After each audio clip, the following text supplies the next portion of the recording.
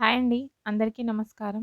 'పాపయ్య మా జీవనజ్యోతి' సీరియల్ ఈరోజు ప్రోమోలో ఏం జరగబోతుందో చూద్దాం. ఆనంది అయితే తన బర్త్‌డే సందర్భంగా గుడికైతే వెళ్తూ ఉంటుంది. గుడిలోకి వెళ్ళగానే అక్కడికి జ్యోతి కూడా గుడికి వస్తూ ఉంది. జ్యోతిని చూసి అయితే ఆనంది చాలా ఆనందపడుతూ ఉంటుంది సంతోషంతో.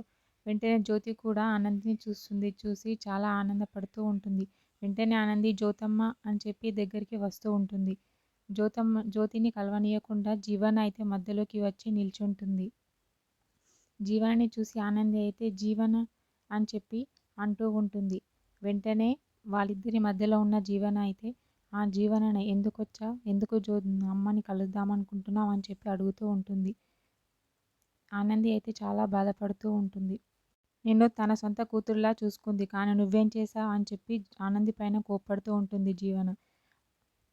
ఆనంది అయితే ఒక్కసారి జ్యోతమ్మ దగ్గర నన్ను దీవెనలు తీసుకోనియ్యు అని చెప్పి అడుగుతూ ఉంటుంది. జీవన మాత్రం కుదరదు, నువ్వేం చేసావు, అమ్మకి అన్ని అవమానాలే చేసావు కదా, నీ వల్ల అన్ని అవమానాలే కదా అని అంటూ ఉంటుంది.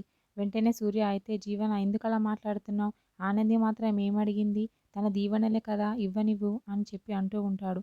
వెంటనే జీవన అయితే కుదరదు, మీరు ఆనందిని దీవిస్తే నన్ను అవమానించినట్టే అవుతుంది, తనని ప్రేమిస్తే నన్ను ద్వేషించినట్టే అవుతుంది అని చెప్పి అంటూ ఉంటుంది.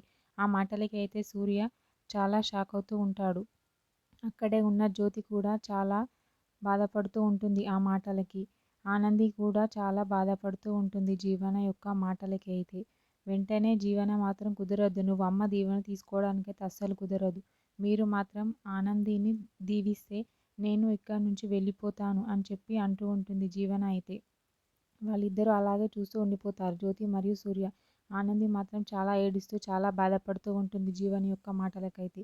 సూర్య కూడా ఏమీ మాట్లాడకుండా అలా నిల్చుండిపోతాడు. జ్యోతి కూడా అలా నిల్చుండిపోతుంది చూస్తూ. మరి ఏం జరుగుతుందో, జ్యోతి యొక్క దీవెనలు ఆనందికి దొరుకుతుందో లేదో నెక్స్ట్ ఎపిసోడ్లో చూద్దాం. ఓకే, థ్యాంక్ యూ అండి. నా ఛానల్ని సబ్స్క్రైబ్ అండ్ లైక్ చేయండి.